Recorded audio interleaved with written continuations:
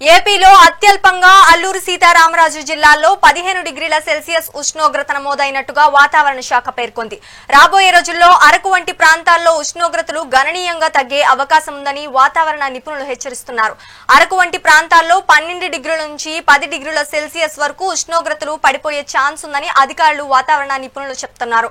Pacific మహాసముద్రం నుంచి వచ్చే తేమగాలుల ప్రభావంతో ఈ నెల 19 లేదా 20న ఆగ్నేయ బంగాళాఖాతంలో అల్పపీడనం ఏర్పడి తర్వాత పశ్చిమంగా పయనించే క్రమంలో ఇది బలపడి తుఫాన్ గా మారుతుందని ఇస్రో వాతావరణ నిపుణులు వెల్లడించారు.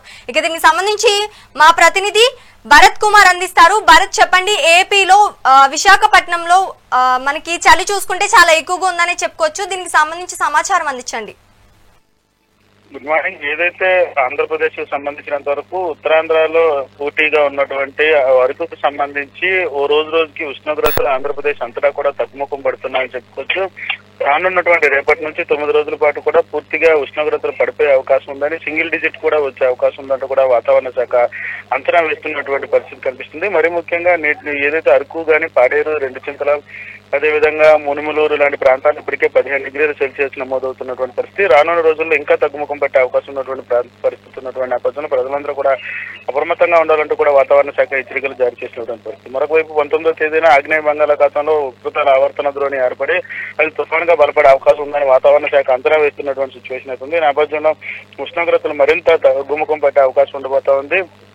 దీనికి సంబంధించినంత వరకు కూడా ఇప్పటికే రెడ్ అలర్ట్ కొన్ని ప్రాంతాలకు ప్రకటించినటువంటి పరిస్థితి. అరకు గాని, పాడేరు, చింతపల్లి, అదేవిధంగా లంబసింగి, మినుములూరు లాంటి ప్రాంతాల్లో ఇప్పటికే ఉష్ణోగ్రతలు పడిపోయినటువంటి పరిస్థితుల్లో ఇంకా తగ్గుముఖం పెట్టే అవకాశం ఉన్నటువంటి పరిస్థితుల్లో ఆ ప్రాంతంలో కూడా రెడ్ అలర్ట్ ప్రకటించినటువంటి పరిస్థితి. ప్రజలెవరూ కూడా తెల్లవారు అయితే గానీ బయటకు వచ్చేటటువంటి పరిస్థితి లేనటువంటి సిచ్యువేషన్. ఇప్పటికే పొగమంచు కమ్ముకున్నటువంటి పరిస్థితి. వాహనదారులు కూడా తీవ్ర ఇబ్బందులు ఎదుర్కొంటున్నటువంటి సిచ్యువేషన్ అయితే కనిపిస్తుంది. గిరిజన ప్రాంతాల్లో, మైదాన ప్రాంతాల్లో కూడా గడిచిన 2 రోజుల నుంచి కూడాను వాతావరణానికి సంబంధించినంత వరకు కూడా ఉష్ణోగ్రతలు పడిపోయినటువంటి పరిస్థితి. పొగమంచు తీవ్రంగా కమ్ముకున్నటువంటి సిచ్యువేషన్ లో వాతావరణానికి సంబంధించినంత రహదారులపై పొగమంచు వచ్చినటువంటి సిచ్యువేషన్. ఈ నేపథ్యంలో వాహనదారులు తీవ్ర ఇబ్బందులు ఎదుర్కొంటున్నారు. చలికి సంబంధించినంత వరకు కూడా ప్రజలందరూ కూడా అప్రమత్తంగా ఉండాలని, చిన్నపిల్లలు కానీ వృద్ధులు కానీ బయటికి రాకుండా చూసుకోవాలంటూ కూడా, అదేవిధంగా చలికి సంబంధించినంత వరకు ఇప్పటికే రగ్గులు కానీ ఇటువంటి కూడా ఏర్పాటు చేసుకోవాలంటూ కూడా వాతావరణ శాఖతో పాటు ఆరోగ్య శాఖ కూడా ఇప్పటికే సూచనలు ఇచ్చినటువంటి సిచ్యువేషన్. అదేవిధంగా కూడాను ఉత్తరాంధ్ర జిల్లాలపై అధిక ప్రభావం ఉండబోతా ఉన్నటువంటి పరిస్థితి. ఎందుకంటే ఆగ్నేయ బంగాళాఖాతంలో 19వ తేదీ నుంచి కూడాను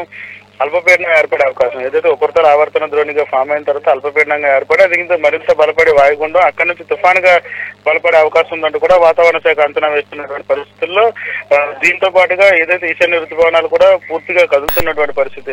పూర్తిగా కూడాను పొగమంచు కూడా పెరిగే అవకాశం ఉన్నటువంటి పరిస్థితి. ఈ నేపథ్యంలో ప్రజలందరూ కూడా అప్రమత్తంగా ఉండాలంటూ కూడా వాతావరణ శాఖతో పాటుగా ఏపీకి సంబంధించి విపత్తు నిర్వహణ అధికారులతో పాటుగా ఆరోగ్య శాఖ కూడా పూర్తిగా ప్రజలను అప్రమత్తం చేసినటువంటి పరిస్థితి కనిపిస్తుంది. ఆంధ్రప్రదేశ్ సంబంధించినంత వరకు కూడా పూర్తిగా అన్ని జిల్లాలకు సంబంధించి ఉత్తరాంధ్ర జిల్లాపై అధిక ప్రభావం ఉన్నటువంటి నేపథ్యంలో ప్రజలందరూ కూడా అప్రమత్తంగా ఉండాలి. అత్యవసర పరిస్థితుల్లో తప్ప మిగిలిన టైంలో మాత్రం ఇళ్ళకే పరిమితం కావాలి. వృద్ధులు కానీ చిన్నపిల్లలు కానీ బయటికి రాకుండా ఏదైనా ఉన్ని దుస్తులు ధరించుకుంటూ బయటికి రావాలంటూ కూడా వాతావరణ శాఖ అధికారులతో పాటుగా ఆరోగ్య శాఖ అధికారులు, ఏపీ విపత్తు నిర్వహణ అధికారులు కూడా చెప్తున్నటువంటి పరిస్థితి కనిపిస్తుంది. రాబోయే కాలంలో మరింత ఉష్ణోగ్రతలు తగ్గే అవకాశం ఉన్నటువంటి నేపథ్యంలో ప్రజలందరూ కూడా అప్రమత్తం చేసినటువంటి పరిస్థితి.